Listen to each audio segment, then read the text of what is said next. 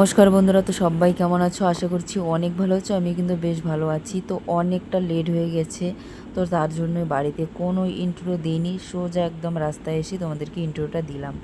তো দেখো, আজকে হচ্ছে তৃতীয় সোমবার। তো দেখো, আমি আমার বর আসার কথা ছিল মোটামুটি হচ্ছে গিয়ে মানে 2টা-3টার দিকে বাড়ির থেকে বের হওয়ার কথা ছিল, কিন্তু এমন ঘুমিয়েছি কি বলবো, টেরই পাইনি। তো বর নাকি আমাকে 2-3বার ডাক দিয়েছে, কিন্তু আমি একদমই শুনতে পাইনি। তো যাই হোক, তো আমরা বের হয়েছি মোটামুটি 4টার দিকে বের হয়েছি, 4:30টার দিকে। তো এইখানে লাইন দিয়েছি 6টার দিকে। আমি না হলো 500 জনের পিছনে লাইন দিয়েছি, তবুও আমার দিদি জায়গা ধরেছে বলে, নয়তো আরও 500 জনের পরে আমাকে লাইন দিতে হতো। তো যাই হোক, দিদিকে ফোন করে বলেছি, আর দিদি আমার জন্য জায়গা রেখেছে বলে আমি পুজোটা তাড়াতাড়ি দিতে পেরেছি। তো এই যে দেখো, বারবার একটু করে বসছি আর একটু করে দাঁড়াচ্ছি, কারণ মানে একটু পর পর না বৃষ্টি হচ্ছে আর পা পুরো ব্যথা হয়ে যাচ্ছে। তার জন্য আমি যখন বসি, আমি আর দিদি যখন বসি, আর আমার দিদির সঙ্গে দুটো ওর ননদ এসেছে, তখন তারা ওখানটায় দাঁড়িয়ে থাকে।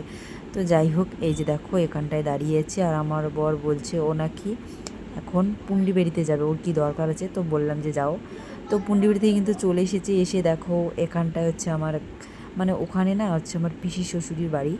তো তারা এখানে দোকান দিয়েছে, তো সেখানে আমার বর বসে আছে, আর আমি বলছি কি দোকানদারি করছো নাকি।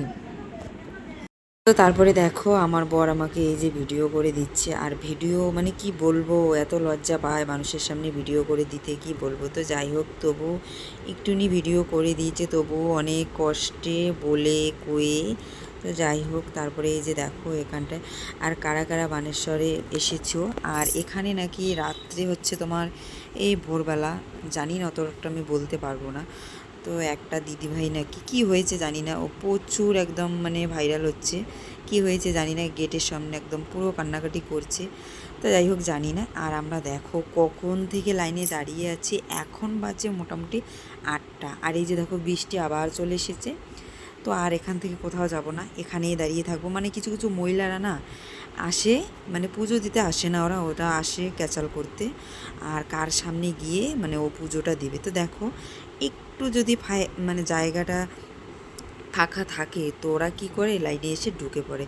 তো দেখো, আমি একটা কথাই বলবো, পুজো দিতে আসছিস ভাই, দেখো কিছু কিছু মহিলা, কিছু কিছু ছেলেরা দেখো কোথা থেকে কোথায় হেঁটে মন্দিরে যাচ্ছে, মানে মন্দির দর্শন করছে, আর তোমরা একটু জায়গা কষ্ট করে যেতে পারছো না, মানে ক্যাচাল করছে সেই, মানে সামনে গিয়ে ওদেরই আরও বড় বড় কথা। তো যাই হোক, আমার মনে হয় পুজো দিতে আসছি, একটু কষ্ট করেই আমি দেবো। তো তারপরে দেখো, এত বৃষ্টি নেমে গেছে আর ওখানে দাঁড়ানো যাচ্ছে না, সোজা একটা দোকানের সামনে এসে আমি দাঁড়িয়ে পড়েছি। এই যে দেখো, আর দিদি ওইখানটায় বসে আছে, ওই যে দেখো, এই যে দেখো। আর সত্যি একা একা আসতে না একদম ভালো লাগে না, কারণ বরের সাথে তো আসছি ঠিকই, কিন্তু লাইনে একা একা দাঁড়াতে একদম ভালো লাগে না, কিন্তু দিদির সঙ্গে দেখা হয়ে সত্যি খুব ভালো লাগলো। আর এই যে দেখো, আমি একদম মন্দিরের সামনে চলে এসেছি, আর এখন কটা বাজে জানো? এখন বাজে 12টা। দেখো, 6টার থেকে লাইন দিয়েছি, এখন বাজে 12টা, তাহলে ভাবা যায় মানে কত লোক হয়েছে, আর সামনে সামনে তো অনেক লোক ঢুকেছে, তো তার জন্য। তো দেখো, বরকে মোবাইলটা দিয়েছে, আর বর একটু ভিডিও করে দিয়েছে, এই যে দেখো। তো আমার ভিডিওগুলো তোমাদের কেমন লাগে অবশ্যই কমেন্ট করে জানাবে। এই যে, তো তোমরা পুরো ভিডিওটা দেখতে থাকো, অবশ্যই তোমাদের ভালো লাগবে। তো একটা কথা বলি আমি, মানে এত দূর লাইন দিয়ে কষ্ট করে, মানে কি বলবো, একটাই সত্যি খুব খারাপ লাগে, মানে ভিতরে না ভালোভাবে পুজো দেওয়া যায় না।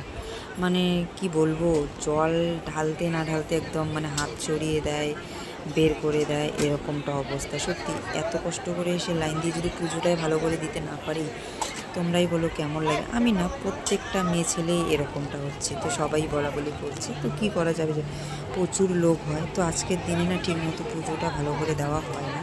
তো আমার মনে হয় অন্য দিন আসলে পুজোটা ভালো করে দেওয়া যাবে। তো এই দিনটাতে না আসলে একদম ভালো লাগে না, তার জন্য প্রত্যেকবার আমি আসি।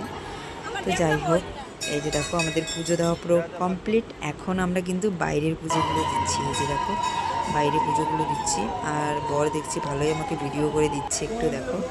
আর আমাকে এই শাড়িটা পরে আজকে কেমন লাগছে একটু কমেন্ট করে জানাবে। আর আমি একদম কিন্তু সিম্পল সাজতেই পছন্দ করি। এই যে দেখো, এখন আমরা মানে বেরিয়ে আসছি, মানে মন্দিরে যে ভিতরে যে ঠাকুরগুলো আছে ওখান থেকে বেরিয়ে এসে বাইরে যে শিব ঠাকুর আছে, তো সেখানে ওই যে ধূপকাঠি লাগিয়ে দিলাম, প্রণাম করেই নিলাম। এই যে দেখো, যাই হোক বন্ধুরা, আজকের ভিডিওটা এতটুকুই, আর একদম ভিডিও করতে পারবো না, কারণ প্রচুর কষ্ট হচ্ছে, খারাপ লাগছে। তো আমার ভিডিওগুলো কেমন লাগে তোমাদের অবশ্যই কমেন্ট করে জানাবে। আর আমার ভিডিওগুলো যদি তোমাদের ভালো লেগে থাকে অবশ্যই লাইক কমেন্ট শেয়ার, চ্যানেলটা সাবস্ক্রাইব করে দেবে। আর এভাবেই তোমরা আমার পাশে থাকবে। তো নেক্সট ব্লগে দেখা হচ্ছে। Tata, bye bye.